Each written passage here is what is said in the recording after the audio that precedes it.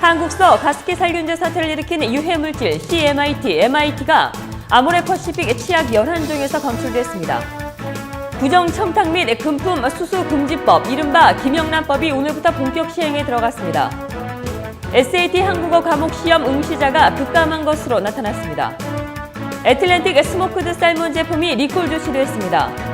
어제 오후 샌디에고에서 경찰관에 의해 흑인 청년이 총격 사망하는 사건이 또다시 발생했습니다. 이에 사건 현장에 있던 한 목격자가 당시 상황을 동영상에 담았습니다. 28일 오후 사우스캐롤라이나주 타운빌에 있는 한 초등학교에서 총격 사건이 발생해 학생 2명과 교사 1명이 부상했습니다. 시청자 여러분 안녕하십니까? 9월 28일 KBTV 뉴스 투데이를 시작합니다. 현재 쓰고 계신 치약의 성분 확인해 보셔야겠습니다. 한국서 가습기 살균제 사태를 일으킨 유해물질인 MIT, 클로로메틸 이소티아졸리논, MIT, 메틸 이소티아졸리논이 한국 아모레퍼시픽 치약 11개 중에서 검출됐습니다. 이 치약 11개 중에는 메디안 프레시 포레스트 치약 등이 포함됐습니다. 한국식품의약품안전처는 이들 치약의 MIT 함량은 인체에 무해한 수준이라고 밝혔습니다. 그렇지만 소비자들은 해당 성분이 가습기 살균제의 문제 성분이었다는 점 등 쉽사리 마음을 놓지 못하고 있습니다. 더욱이 MIT 성분은 치약뿐만 아니라 구강청정제, 샴푸, 바디워시, 식기, 세척제에도 사용될 수 있는 성분이어서 향후 관련 사태가 커질 우려까지 낳고 있습니다. 한편 아모레퍼시픽은 문제가 된 치약 11개 종은 치약 속 MIT 성분이 안전하지 않아서가 아니라 한국내법에서 허가하지 않은 성분을 사용했기 때문에 문제가 됐다는 입장인 것으로 알려졌습니다. 한국 소식에 관심 있는 분들이라면 일명 김영란법을 들어보셨을 텐데요. 이 부정청탁 및 금품 수수금지법이 오늘부터 본격 시행에 들어갔습니다.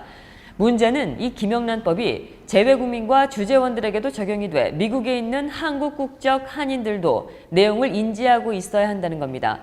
윤나리 기자가 보도합니다. 부정청탁 및 금품 등 수수금지법, 일명 김영란법이 한국 시각으로 28일부터 본격 시행에 들어갔습니다. 재외 동포들에 관한 내용은 별도로 소개되어 있지 않지만 한국의 속죄주의와 속인주의에 따라 한국법은 재외국민과 주재원들에게도 해당됩니다. 즉 영주권자나 주재원, 장단기 체류자와 유학생 등이 미국에서 위반 행위를 하게 되면 처벌 대상이 되고 만일 뉴욕 총영사관의 외교관이나 주재원이 외국인으로부터 부정청탁을 받거나 금품 등을 수수하는 경우에도 이 청탁금지법이 적용된다는 겁니다. 그렇다면 이 김영란법은 어떤 걸까요? 2012년 김영란 전 국립권익위원장이 추진했던 법안으로 공직자와 언론사, 사립학교, 사립유치원 임직원, 사학재단 이사진 등이 1회 100만 원, 또 연간 300만 원이 넘는 금품이나 향응을 받으면 형사처벌하도록 하고 있습니다. 또한 공직자와 언론인 등이 직무 관련인으로부터 3만 원 이상의 식사 대접을 받거나 5만 원 이상의 선물을 받으면 과태료를 내야 하며 경조사 비용은 10만 원 이상을 받을 수 없습니다. 하지만 한국의 국민권익위원회가 공개한 대상 목록을 보면 이 기준도 상황에 따라 다르게 적용될 수 있어 확인이 필요합니다. KBTV 윤나리입니다. SAT 한국어 과목 시험 응시자가 급감한 것으로 나타났습니다. SAT를 주관하고 있는 칼리지보드가 응시자 현황을 분석한 결과 올해 고등학교 졸업생 가운데 SAT 한국어 시험 응시생은 1,891명에 그쳤습니다. 이는 지난 2009년 응시자 4,625명에 비해 59%나 급감한 것입니다. 한국어 시험 응시자는 특히 뉴욕과 뉴저지주에서 응시율이 매주 저조한 것으로 나타났습니다. 뉴욕은 60명, 뉴저지는 31명만이 SAT 한국어 시험을 치렀습니다. 이 같은 응시율 저조로 SAT 한국어 시험은 존폐 위기에까지 내몰렸습니다. 최근 공립학교 전학을 신청할 수 있도록 하는 전학 규정 변경안이 교육위원회에서 승인이 돼 뉴욕시 공립학교 전학이 보다 수월해졌습니다. 변경이 된 안은 학업 또는 사회적으로 큰 진전을 거두지 못할 경우 전학을 신청할 수 있도록 하고 있습니다. 이번 전학 규정 변경안은 지나치게 까다로운 전학 규정에 학생과 학부모들의 불편이 크다는 지적이 제기된 데 따른 것입니다. 뉴욕 한인 의사협회와 뉴욕 한인 간호사협회가 공동으로 오는 10월 2일과 9일 퀸즈 플러싱에 소재한 플러싱 병원에서 무료 건강검진 행사를 개최합니다. 이날 행사에는 각 분야별 한인 전문의 50여 명이 참가해 정밀 검사와 전문의 상담을 제공합니다. 먼저 10월 2일에는 종합검진과 함께 산부인과 진료를 중심으로 진료가 진행되며 혈액검사가 마련됩니다. 종합혈액검사를 받을 경우에는 검사 12시간 전부터 금식해야 합니다. 9일에는 오전 9시부터 오후 1시까지 정밀검사와 전문의 상담이 진행되며 환자들과 1대1 상담이 진행됩니다. 2일과 9일 모두 선착순 200명에게 독감 예방접종도 실시됩니다. 애틀랜틱 스모크드 살몬 제품이 리콜 조치됐습니다. 연방식품의약국 FDA는 뉴욕주 웨체스터 카운티에 본사를 둔 훈제 연어회사 매트 키스코 스모크하우스 생산 공장에서 리스테리아균이 발견이 돼 해당 제품을 리콜한다고 밝혔습니다. 해당 제품은 지난 9월 6일에서 16일에 제조된 제품으로 뉴욕시와 커네티컷 일대 소매점과 레스토랑 등에 납품됐습니다. 뉴욕 MTA가 승객 개개인에게 맞춘 이메일과 문자 알람 서비스를 제공합니다. 이 서비스는 월요일부터 금요일 아침 8시부터 9시까지 제공됩니다. 이에 따라 승객이 이 시간대를 이용한다면 MTA가 제공하는 대중교통 알람 서비스를 받을 수 있습니다. 어제 오후 샌디에고에서 경찰관에 의해 흑인 청년이 총격 사망하는 사건이 또다시 발생했는데요. 이에 사건 현장에 있던 한 목격자가 당시 상황을 동영상에 담았습니다. 이 영상 속에는 숨진 청년의 가족이 울부짖는 모습도 담겨 있어 안타까움을 자아냅니다. 김예은 기자가 보도합니다. So the police did it again, y'all. They shot another unarmed black person as usual. And the lady is saying she called them for help not to kill her brother and they shot her brother. 어제 오후 샌디에고 엘카운에서 30대 흑인 남성이 경찰에 쏜 총에 맞아 숨지는 사건이 또다시 발생했습니다. 사건은 어제 오후 2시경 경찰은 브로드웨이 빌리지 쇼핑센터에서 이상행동을 보이는 남성이 있다는 신고 전화를 받고 출동했습니다. 제프 데이비드 샌디에고 경찰국장에 따르면 당시 이 남성이 현장에 출동한 경찰의 지시를 무시한 채 5단에 집어넣고 있던 양손을 갑자기 꺼내 총을 쏘는 자세를 보여 즉시 경찰이 총을 발사했음을 전했습니다. 총을 맞은 남성은 즉각 병원으로 후송됐지만 그 자리에서 숨졌습니다. Is he alive? You guys killed my brother. They're taking him to the hospital. They're taking him to the hospital. I don't see any first aid or anything. 경찰 측은 희생자가 양손에 들고 있던 물체에 대해서는 언급하지 않았고 단지 현장에서 총기는 발견되지 않았다고 덧붙였습니다. 오클라호마의 털사, 노스캐롤라이나의 샬롯에 이어 샌디에고의 엘카운까지 최근 몇 주 사이 경찰관에 의한 흑인 총격 사망으로 미국 내 흑인 사회가 들끓고 있습니다. KBTV 김예은입니다. 지난 17일 맨해튼 첼시와 뉴저지에서 발생한 폭발 사건 용의자인 아흐마드 칸 라하미가 뉴저지 거주 아프가니스탄 출신으로 보도되면서 뉴저지에 거주하는 무슬림 커뮤니티가 곱지 않은 시선에 어려움을 겪고 있습니다. 김예은 기자가 보도합니다. 지난 17일 뉴욕 맨해튼 첼시에서 발생한 폭발 사건은 9.11 테러를 연상시킬 만큼 뉴욕 시민들에게 큰 충격을 안겼습니다. 이날 뉴욕과 뉴저지에서 발생한 폭발 사건이 뉴저지에 거주하는 아프가니스탄 출신 무슬림 청년 아흐마드 칸 라히미의 소행인 것이 밝혀지면서 조용했던 뉴저지 무슬림 사회가 혼란에 빠졌습니다. The climate is clearly toxic right now. And in view of these incidents of terrorism and violence, sometimes associated with Muslims, it gets worse. 또 공화당 대선 후보 도널드 트럼프의 이민 정책, 특히 무슬림에 대한 시각에 날이 서 있어 무슬림 사회는 긴장하고 있습니다. I do want surveillance. I will absolutely take database on the people coming in from Syria if we can't stop it. 특히 뉴저지주는 안티무슬림 증오 범죄 수가 증가하고 있는 추세입니다. 2014년 4건에서 지난해 14건으로 증가했습니다. 9.11 15주년인 지금 여전히 미국 사회 내 무슬림 커뮤니티와의 보이지 않는 긴장감이 팽배합니다. KBTV 김예은입니다. 오늘 심층 취재 시간은 미국 대선을 앞두고 한인들이 주목할 점에 대해 알아보는 시간 마련했습니다. 윤나리 기자가 김동석 시민참여센터 상임이사를 만나 관련 얘기 들어봤습니다.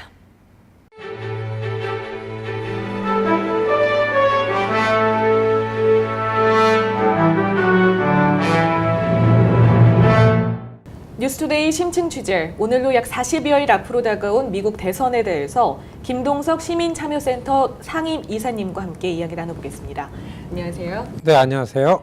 네, 약 40일 정도로 다가온 이 미국 대선, 미국뿐만 아니라 전 세계인들의 이목이 쏠려 있는데요. 한인들한테도 특별한 의미가 있을 것 같습니다. 먼저 한국에 계시는 분들의 이야기부터 한번 알아보죠. 미국과 한국의 관계에 있어서 또 이 한국 사람들한테 이 미국 대선이 갖는 의미도 크지 않습니까? 저희가 이 미국, 한국 이 관계에 있어서 한인들이 주목해야 될 점은 어떤 게 있을까요?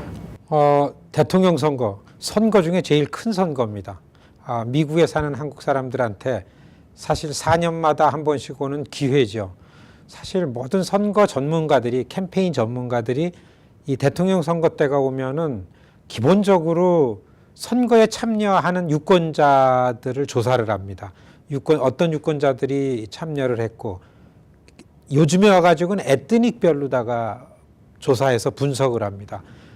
근데 이제 어느덧 미국의 이 선거판이 마이너리티 시대가 왔습니다. 그래스루트의 시대고, 마이너리티, 소수계들의 정치 참여의 폭이 굉장히 넓어졌기 때문에 기존에 있던 백인들은 절반은 민주당, 절반은 공화당, 거의 다 이렇기 때문에 이 공화당, 민주당에 속하지 않았다고 생각되는 소수계들의 표, 여기에 집중하기 때문에 이 미국에 사는 한국 사람들한테 이 선거라는 것, 특히 대통령 선거 때에 관심 갖고 참여하는 것은 그래서 대단히 중요합니다. 그렇군요. 그렇다면 이 미국에 있는 한인 동포들은 이 대선에 대해서 어떻게 봐야 할까요? 일단은 투표 참여입니다. 사실 대통령 선거에 가리워져서 나머지 선거가 잘 부각이 안 됐는데요. 4년마다 한 번씩 오는 대통령 선거 때 역시 굉장히 큰 폭의 그 하위급 정치인들을 선출을 합니다. LA, 뉴욕에 있는 한인들을 중심으로 해서 각 도시의 한인 커뮤니티에서 투표 참여하는 데 있어가지고 사실은 대통령이라는 후보 보는 것도 중요하지만은 자기 지역을 대표하는 정치인들이 이슈가 멀고 어떤 사람들이 나와서 하는 데에 관심을 가지고 투표 참여하는 것이 굉장히 중요합니다. 11월 8일 날 투표장에 가시면은 많은 데는 한 20여 명 투표를 하게 됩니다. 예, 거기에서 대통령이 있죠. 연방 상하원이 있죠. 하원은 다 투표를 합니다. 상원은 한 3분의 1이 35명인가가 그 투표를 하게 되고 주지사도 한 10명 정도가 임기가 맞춰서 하게 되고요.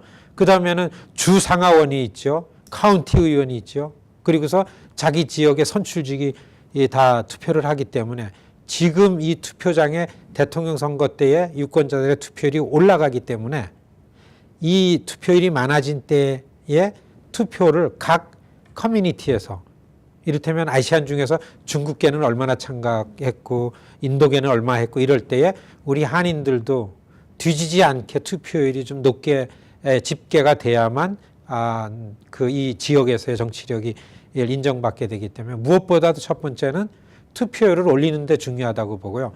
두 번째는 우리가 대개 한인들은 영세 자영업에 의존을 많이 합니다. 중요한 건 스몰 비즈니스입니다. 예. 영세한 아주 작은 규모의 비즈니스에 어떤 후보들이 그거를 위해서 더 잘 일을 할까라고 하는데 주목하는 게 중요하고요. 그 다음에는 이민자니까 이민 법안이라든지 소수계의 권리와 이익을 옹호하는 후보가 누군지 이런 것들을 찾아가지고 이번 선거에 임하는 것이 중요하다. 이렇게 설명드릴 수가 있습니다.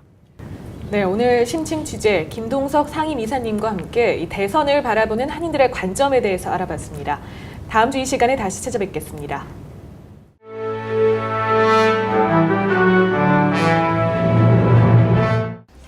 사건과 사고입니다. 어제 새벽 4시 38분 선라이즈 고속도로에서는 역주행 사고가 있었습니다. 선라이즈 고속도로 출구 39번과 40번 사이에서 일어난 이 사고는 닛산 패스파인더가 갑자기 포드 벤을 향해 돌진하면서 발생했습니다. 충돌과 동시에 벤에서는 화염이 일었고 벤의 운전자는 그 자리에서 사망했습니다. 당시 닛산 차량은 역주행하고 있었으며 운전자는 24살의 로버트 슈어러로 이 남자는 서포카운티에서 약 1년 정도 근무한 경찰입니다. 서포카운티 경찰 당국은 슈어러의 직급을 무급 정지하고 과실치사 등의 혐의로 조사 중에 있습니다. 슈어러는 현재 병원에서 치료 중이지만 심각한 상태인 것으로 알려졌습니다. 어제 오후 브루클린에서 SUV 차량이 정차된 MTA 버스와 충돌하는 사건이 발생했습니다. 이 사고로 차량 운전자는 크게 다쳐 위중한 상태입니다. 사고는 어제 오후 2시 윌리엄스버그 그레햄 애비뉴와 테나익 스트리트 인근에서 SUV 차량이 운행 중이지 않았던 B57번 버스의 뒤를 들이받으면서 일어났습니다. 사고 부근에서 일하고 있던 경비원은 충돌 직후 한 남성이 많은 피를 흘리며 의식이 없어 보였다고 전했습니다. 이 사고로 SUV 차량 운전자는 중상을 입어 위중한 상태고 이 차량에 타고 있었던 다른 2명과 버스 안에 있었던 1명 역시 상해를 입어 병원에서 치료 중에 있습니다. 어제 뉴욕시경 중호범죄팀이 지난 9월 23일 첼시 델리 가게에서 발생한 백인 중호범죄로 보이는 칼부림 사건의 감시 카메라 영상을 공개했습니다. 영상 속에 검은 상의와 검은 하의를 입은 남성은 첼시 한 델리 가게로 들어와 흰 옷을 입은 남성에게 마구잡이로 칼을 휘두릅니다.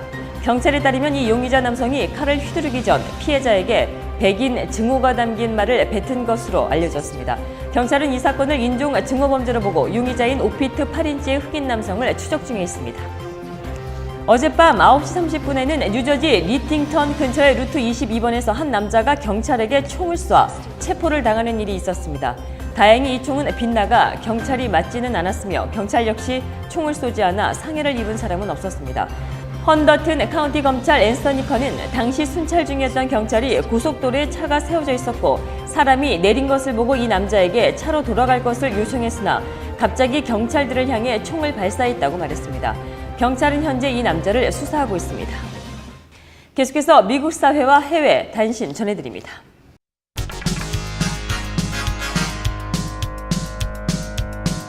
미국 대선의 최대 분수령으로 관심을 끈 대선 후보 1차 TV 토론 이후에 민심의 향배가 주목되고 있는 가운데 민주당 힐러리 클린턴의 상승세를 보여주는 여론조사 결과가 나왔습니다.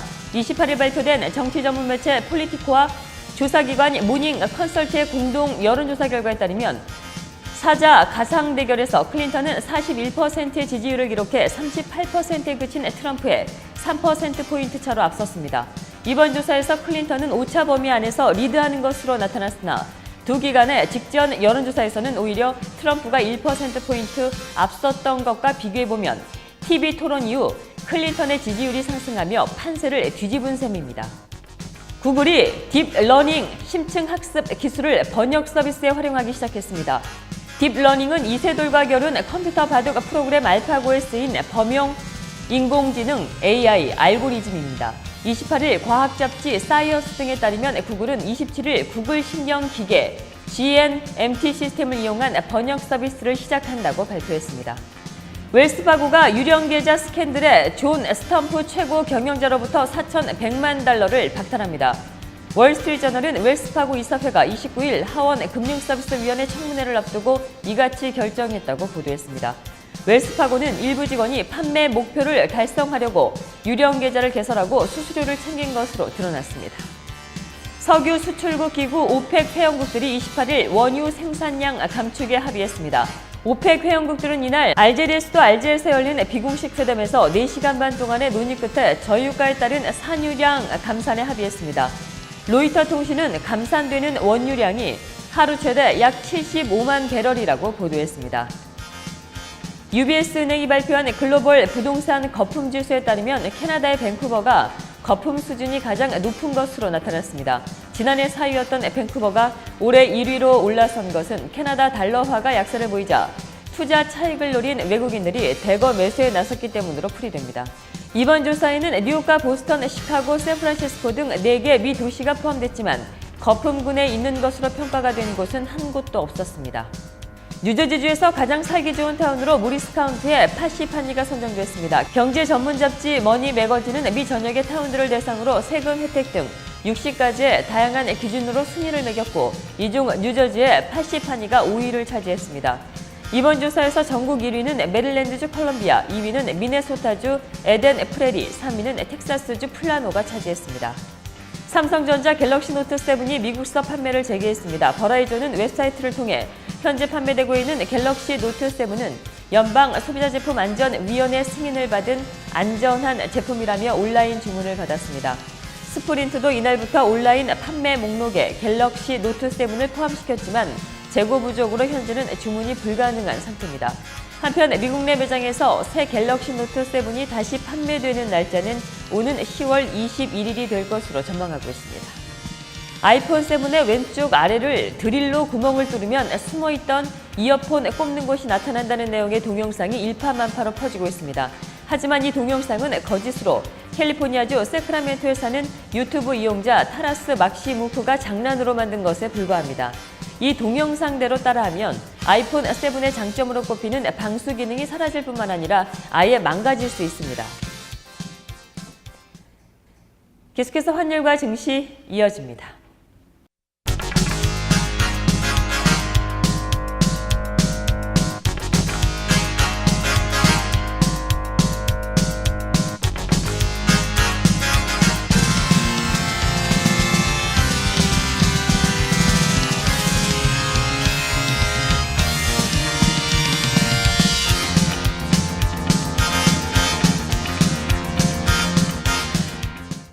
뉴욕과 뉴저지 지역의 날씨 알아봅니다.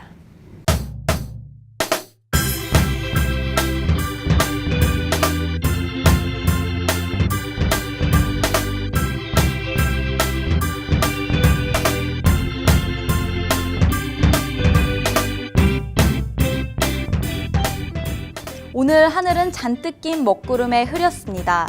오늘 자정전으로 비가 오겠고요. 이 비는 내일도 이어지겠습니다.